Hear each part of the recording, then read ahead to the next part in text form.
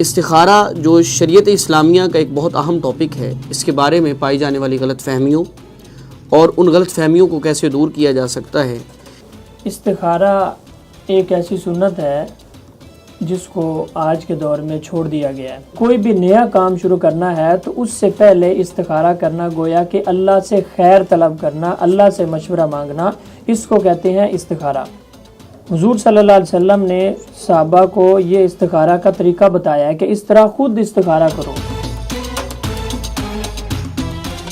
الحمدللہ والصلاة والسلام علی رسول اللہ۔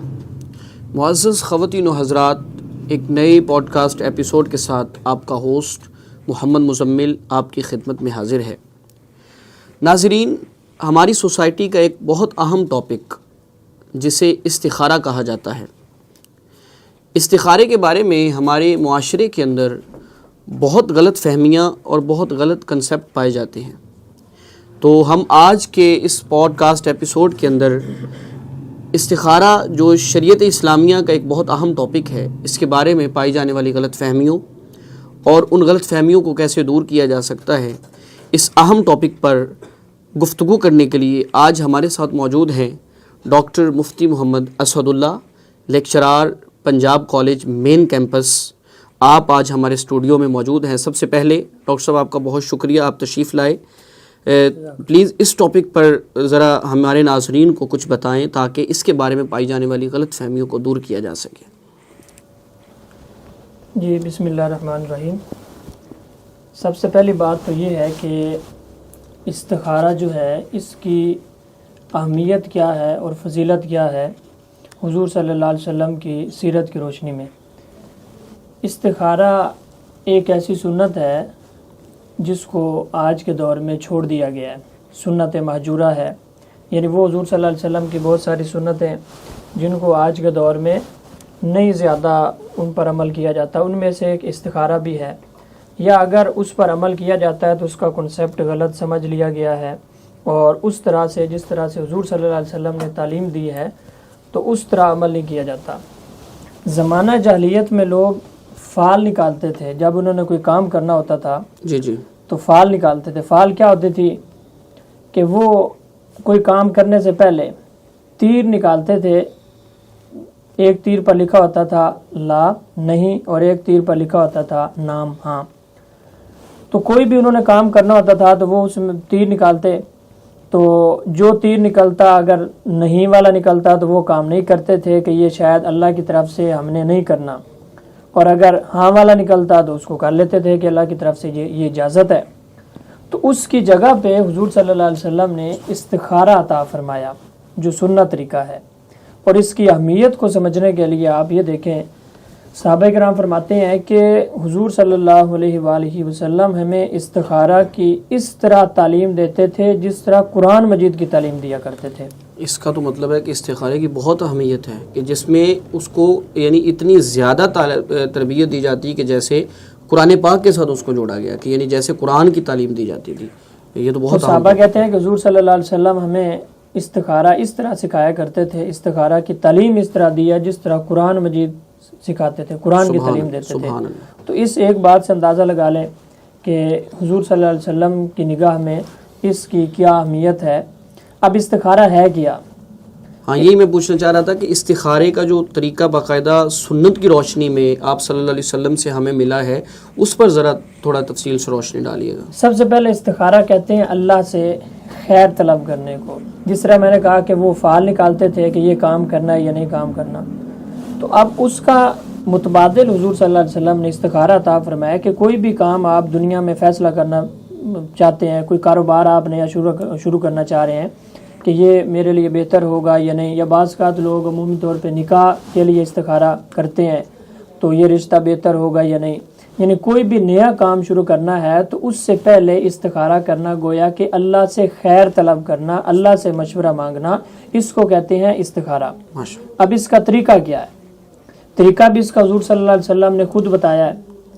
اس کے لیے سب سے پہلے حضور نے فرمایا کہ 2 رکعت نفل استخارہ کی نیت سے پڑھے، اور اس کا کوئی مختص ٹائم نہیں ہے، یہ نہیں ہے کہ وہ کب اس کو پڑھے۔ ہاں، جو ممنوع اوقات ہیں نماز کے، تو اس کے علاوہ 24 گھنٹوں میں جس وقت بھی وہ استخارے کی نیت سے 2 رکعت نفل پڑھے گا، رات کو پڑھے، دن کو پڑھے، استخارے کی نیت سے۔ اچھا، یہ آپ نے بہت پیاری بات ہمیں بتا دی ہے، کیونکہ ہمارے ہاں جو ایک بہت چیز زیادہ غلط پائی جاتی ہے، اگر جیسے آپ بتا رہے ہیں، اس میں تو جو ہم نے آج تک سن رکھا ہے یا جو ناظرین کے ذہنوں میں سوالات ہیں کہ استخارے کے لیے خاص عشاء کی نماز کے بعد 2 رکعت نفل پڑھ کے ایک خاص طریقے سے لیٹنا، اور وہ ساری چیزیں ہماری سوسائٹی میں پائی جاتی ہیں۔ لوگ یہ بہت بڑی غلط فہمی ہے، پلیز اس پہ لوگ سمجھتے ہیں کہ 2 رکعت نفل عشاء کی نماز کے بعد پڑھے گا تو پھر سو جائے گا، تو پھر کوئی خواب آئے گا۔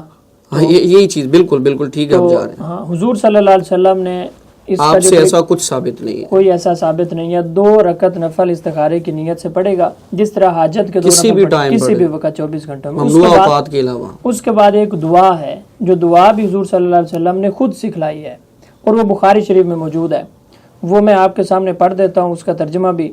تو اگر عربی میں ظاہر ہے مانگنا ضروری نہیں ہے، آپ گوگل پہ لکھیں گے دعا استخارہ، تو جو شخص بھی اس کو دیکھنا چاہتا ہے گوگل سے نکال لے اس کو، اس کا مفہوم جو ہے اپنی زبان میں، اردو میں نہ صحیح، پنجابی میں، ہندی میں، سندھی میں، جس زبان میں بھی چاہتا ہے، تو وہ دعا جو ہے وہ حضور صلی اللہ علیہ وسلم نے جو دعا سکھلائی ہے۔ ناظرین، وہ دعا جو عربک میں ڈاکٹر صاحب بتانا چاہ رہے ہیں، وہ ہم کوشش کریں گے کہ اسکرین پہ بھی ساتھ چلائیں تاکہ آپ وہاں سے اس کو ریڈ کر سکیں، ابھی پڑھ بھی رہے ہیں ساتھ۔ اچھا، وہ ظاہر ہے وہ اس کو اسکرین پہ بھی چلایا جا سکتا ہے، نہیں تو آپ گوگل پہ لکھیں گے دعا استخارہ تو سب سے پہلے یہ تو دعا بہت آسان ہے، ہر کسی کے پاس موبائل ہے، اس کو آپ گوگل پہ سرچ کر لیں دعائے استخارہ، تو وہ دعا آپ کے سامنے جو ہے وہ نکل آئے گی۔ بخاری شریف میں یہ ہے دعا حضور صلی اللہ علیہ وسلم نے جو سکھائی ہے، 2 رکعت نفل پڑھے گا، اس کے بعد دعا کیا کرے گا؟ اللہم انی استخیرک، یا اللہ میں تجھ سے خیر طلب کرتا ہوں، بعلمک، تیرے علم کے مطابق، واستقدرک، بقدرتک،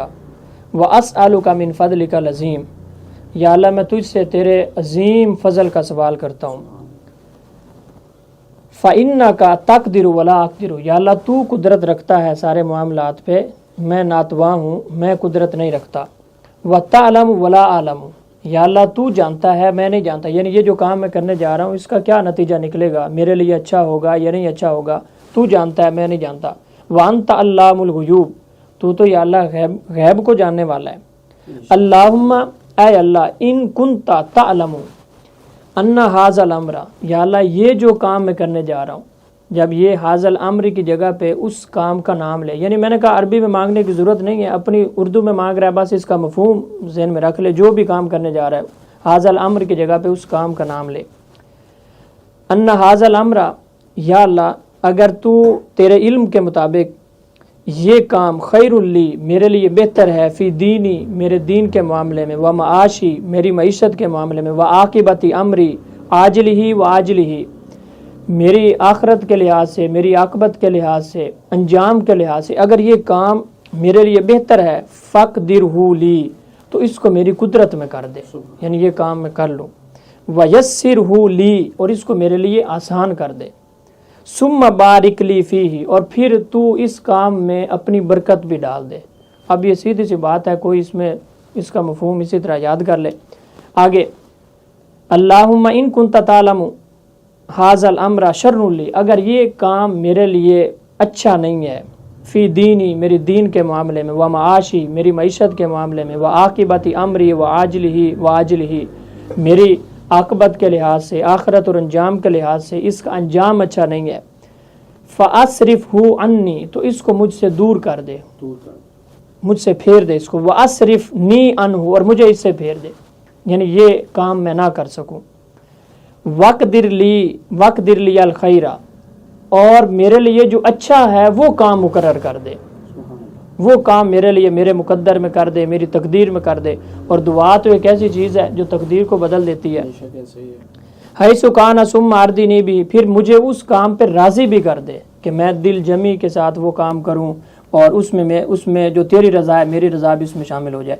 یہ دعا ہے، یہ حضور صلی اللہ علیہ وسلم نے خود سکھائی ہے، ایک ایک لفظ حضور کا بتلایا ہوا ہے۔ اچھا، یہاں پہ معزز ناظرین ایک بات ذہن میں رکھیے گا کہ یہ اتنی لمبی عربی عبارت آپ دیکھ کر گھبرا نہ جائیے گا، پینک نہ کر جائیے گا، یہ جیسے مفتی صاحب پہلے بتا چکے ہیں کہ اللہ تعالیٰ تو ہر چیز کو جانتا ہے، ہر زبان کو سمجھتا ہے، ذہن میں پیدا ہونے والے خیالات کو جانتا ہے. تو آپ جس کام کے لیے استخارہ کرنا چاہ رہے ہیں، جس کام کے لیے اللہ سے رائے لینا چاہ رہے ہیں، وہ آپ اللہ تعالیٰ کے سامنے اپنی مادری لینگویج میں بھی رکھ دیں گے تو اللہ تعالیٰ کو ہر چیز کا علم ہے. تو اگر یاد کر لیں تو بہت اچھا ہے، لیکن اگر نہیں یاد کر پاتے تو آپ پھر بھی اللہ تعالیٰ سے اپنی زبان کے اندر بھی اللہ تعالیٰ سے آپ رائے طلب کر سکتے ہیں. اس کا سمپل سا مفہوم ہے اب کہ یا اللہ تو میں یہ کام کرنا چاہتا ہوں، میں قدرت نہیں رکھتا، تو جانتا ہے، میں نہیں جانتا. اللہ کو یعنی اس کام میں شامل کرنا ہے کہ تو میں بتا دے صحیح غلط اور کیا ہے. جی غیب کو جانتا ہے. اگر اچھا ہے تو میرے لیے آسان کر دے، اور اگر اس کا انجام میرے لیے اچھا نہیں ہے تو اس کو مجھ سے دور کر دے، اور جو اچھا ہے وہ میرے لیے کر دے. بہت اچھے طریقے سے یہ چیز آپ نے وضاحت اس کی فرما دی ہے. تو ناظرین یقیناً آپ کے جو ہے وہ چیز اس کو سمجھ گئے ہوں گے. اچھا مفتی صاحب، یہاں پہ ایک چیز بڑی اہم ہے. ہمارے ہاں کچھ چیزیں ایسی ہیں کہ جن کی وضاحت بہت ضروری ہے. استخارہ ایک شخص اپنے ذاتی کام کے لیے کرنا چاہتا ہے. ہمارے ہاں جو چیز ہوتی ہے کہ بزنس میں نے سٹارٹ کرنا ہے، کام کوئی میں نے کرنا ہے، یہ شادی کسی بھی زید بکر نے کرنی ہے، اس کے لیے جو استخارہ ہے ہم کسی دوسرے شخص کے ذمہ لگا دیتے ہیں کہ بھائی مجھے آج کل تو ٹیلی ویژن پہ بھی اور سوشل میڈیا پہ بھی آپ کو نظر آ رہا ہے کہ استخارے کروائے جاتے ہیں کہ ہم نے یہ کام کرنا ہے، ہمیں یہ استخارہ کر کے دے دیں. کیا یہ استخارہ، اس بارے میں پلیز تھوڑا آپ. یہ بڑا اچھا آپ نے سوال کیا، اور یہی غلط فہمی ہے. عمومی طور پہ لوگ جو ہوتے ہیں پیروں کے پاس چلے جاتے ہیں. ہاں جی بالکل ایسا ہی. عاملوں کے پاس چلے جاتے ہیں، بلکہ آپ نے کہا کہ ٹی وی پہ اشتہار آ رہے ہوتے ہیں کہ استخارہ کروائیں، دیواروں پہ لکھا ہوتا ہے استخارہ کروائیں. تو بھائی استخارہ کسی سے نہیں کروانا، استخارہ خود کرنا ہے. حضور صلی اللہ علیہ وسلم نے صحابہ کو یہ استخارہ کا طریقہ بتایا ہے کہ اس طرح خود استخارہ کرو.